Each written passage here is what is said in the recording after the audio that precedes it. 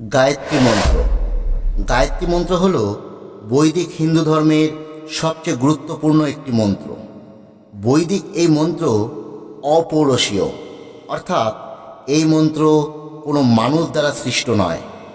ব্রহ্মর্ষি বিশ্বামিত্রের দ্বারা এই প্রাচীন মন্ত্রের প্রকাশ। মন্ত্রটি ঋগ্বেদের একটি অংশ। মন্ত্রটি যে ছন্দে রচিত তার নামও গায়ত্রী এবং মন্ত্রের দেবীও গায়ত্রী। এই গায়ত্রী মন্ত্র পাঠ করে সাবিত্রীকে আহ্বান করা হতো বলে এই মন্ত্রের আরেক নাম সাবিত্রী মন্ত্র। গায়ত্রী মন্ত্র দিয়ে শুধু পূজা অর্চনাই করা হয় না, গায়ত্রী মন্ত্রকেও পুজো করা হয়। কিন্তু আপনি জানেন কি এই গায়ত্রী মন্ত্রের অর্থ কী? কিভাবে এই গায়ত্রী মন্ত্র পাঠ করতে হয়? এই গায়ত্রী মন্ত্র এবং এর উপকারিতাই বা কী? আমরা আজ এই নিয়ে বিস্তারিতভাবে আলোচনা করব।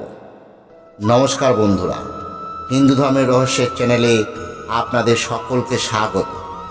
আজ আমরা এই ভিডিওতে গায়ত্রী মন্ত্র নিয়ে বিস্তারিতভাবে আলোচনা করব। অনুগ্রহ করে ভিডিওটি প্রথম থেকে শেষ পর্যন্ত দেখবেন। আর এই ধরনের আরও ভিডিও নিয়মিত পেতে আমাদের এই চ্যানেলটি অবশ্যই সাবস্ক্রাইব করে বেল নোটিফিকেশনটি অন করে রাখুন। আজ আপনারা এই ভিডিওর মাধ্যমে গায়ত্রী মন্ত্র সম্পর্কে এমন কিছু অজানা তথ্য জানতে পারবেন যা হয়তো আগে কোথাও শোনেননি। দেখতে থাকুন আমাদের এই ভিডিওটি।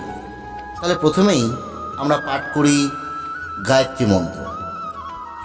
ওং ভূর্ভুবস্বঃ তৎসবিতুর্বরেণ্যং ভর্গো দেবস্য ধীমহি ধিয়ো ইয়ো নঃ প্রচোদয়াৎ। তাহলে এবার আমরা এই গায়ত্রী মন্ত্রের অর্থ নিয়ে একটু বিস্তারিতভাবে আলোচনা করি। মন্ত্রটি শুরু হচ্ছে ওং দিয়ে। এই ওং কথাটির অর্থ হল পরম ব্রহ্ম বা সর্বশক্তিমান ঈশ্বরকে বোঝানো হয়েছে।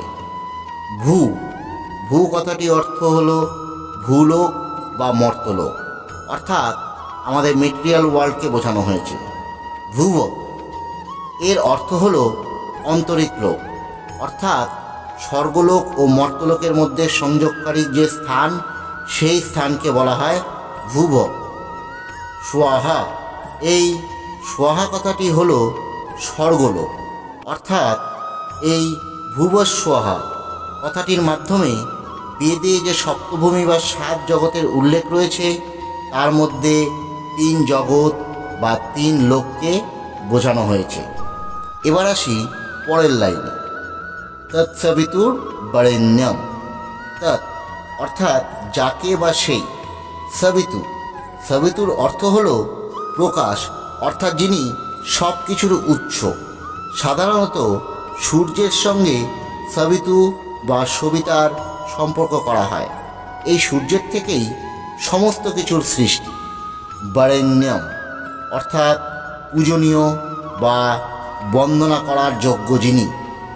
তাহলে এই লাইনটির অর্থ হল সেই প্রকাশমান শক্তিকে, অর্থাৎ যার থেকে সমস্ত কিছুর সৃষ্টি, যার আমরা পুজো করি বা যা পূজনীয়। ভর্গো দেবস্য ধীমহি। ভর্গ ভর্গ অর্থাৎ জ্ঞান বা প্রজ্ঞা বা জ্যোতি। দেবস্য অর্থাৎ দেবতাকে বা দৈবিক সত্তাকে। ধীমহি অর্থাৎ ধ্যান করি, অর্থাৎ মেডিটেট করি। I meditate. তাহলে এই লাইনটির অর্থ হল জ্ঞান বা প্রজ্ঞাদাতা সেই দেবতা বা সেই দৈবিক সত্তার আমি ধ্যান করি। শেষ লাইন ধিয়ো ইয়ো নঃ প্রচোদয়াৎ। এই ধিয়ো ধিয়ো কথাটির অর্থ হল মস্তিষ্ক, অর্থাৎ ধী শক্তি বা জ্ঞান, মানে যাকে আমরা বৌদ্ধিক উৎকর্ষ বলে থাকি। ইয়ো ইয়ো কথাটি মানে যাকে। নঃ অর্থাৎ আমাদের। প্রচোদয়াৎ অর্থাৎ প্রজ্বলিত করে বা প্রেরণা দান করে এমন কিছু। তাহলে আমরা এই বৈদিক গায়ত্রী মন্ত্রের যদি সরল বাংলা অর্থ বের করি তাহলে দাঁড়ায় যিনি স্বর্গ, মর্ত্য ও আকাশ এই ত্রিলোকের স্রষ্টা, অর্থাৎ যিনি এই সমস্ত কিছু সৃষ্টির উৎস, সেই পূজনীয় দৈবিক পরম ব্রহ্ম পরমাত্মা সত্তার ধ্যান করি। আমরা তার কাছে প্রার্থনা করি তিনি যেন আমাদের ধীশক্তি বা জ্ঞানকে সর্বদা কল্যাণময় কাজে নিয়োজিত করেন। এবার তাহলে সংক্ষেপে আলোচনা করি গায়ত্রী মন্ত্রের উপকারিতা। গায়ত্রী মন্ত্রকে সমস্ত মন্ত্রের মধ্যে মহামন্ত্র বলে আখ্যা দিয়েছেন পণ্ডিতেরা। স্বামী বিবেকানন্দ গায়ত্রী মন্ত্রকে মুকুটমণি বলে অভিহিত করেছেন। গায়ত্রী মন্ত্র উচ্চারণের সঙ্গে সঙ্গে আমাদের মন যতই অশান্ত থাকুক না কেন তা শান্ত হয়ে যায়।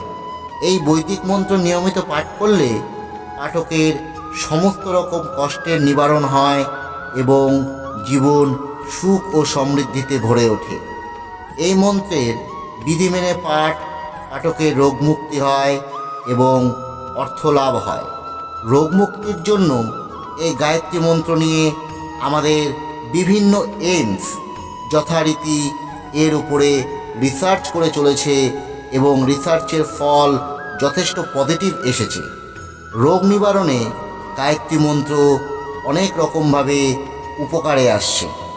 এই মন্ত্র শরীর ও মস্তিষ্কের যন্ত্রণার উপশম ঘটায়, মনে খারাপ চিন্তা থেকে মনকে দূরে রাখে, ফলে পাঠকের আধ্যাত্মিক বিকাশ ঘটে। আমাদের চারিপাশের নেগেটিভ শক্তিকে নাশ করে এই গায়ত্রী মন্ত্র।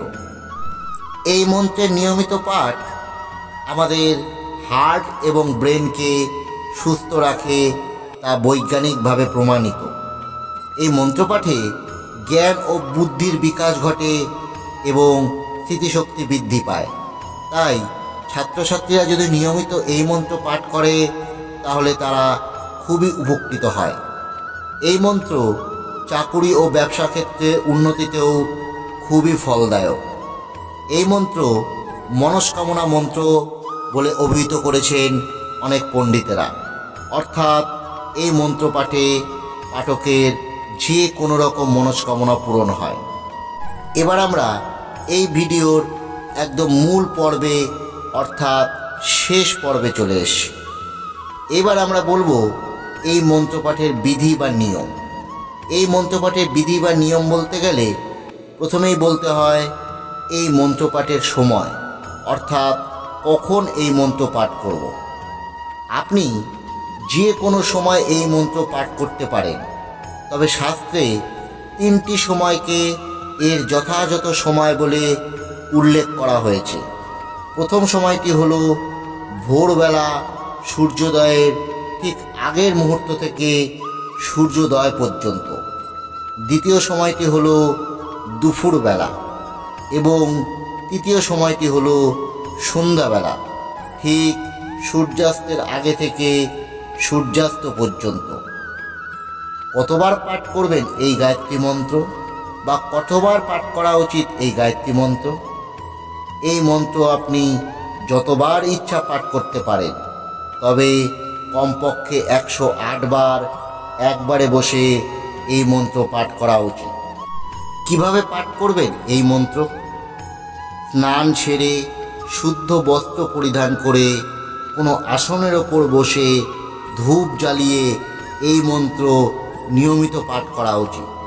এই মন্ত্র মনস্তাত্ত্বিক জপ করা উচিত, অর্থাৎ মনে মনে এই মন্ত্র জপ করা উচিত। এই মন্ত্র পাঠের সময় কিন্তু কখনই জোরে জোরে উচ্চারণ করে এই মন্ত্র পাঠ করবেন না বা খালি আসনে বসে পড়বেন না। এই মন্ত্র পাঠ করার সময় অবশ্যই আসনের ওপর বসে করবেন। তবে আপনারা যারা প্রত্যহ পাঠ করতে না পারেন তারা অবশ্যই রবিবার করে অন্ততপক্ষে এই মন্ত্র পাঠ করবেন। এই মন্ত্র আপনার জীবন পাল্টে দিতে বাধ্য। নমস্কার, সকলে ভালো থাকবেন।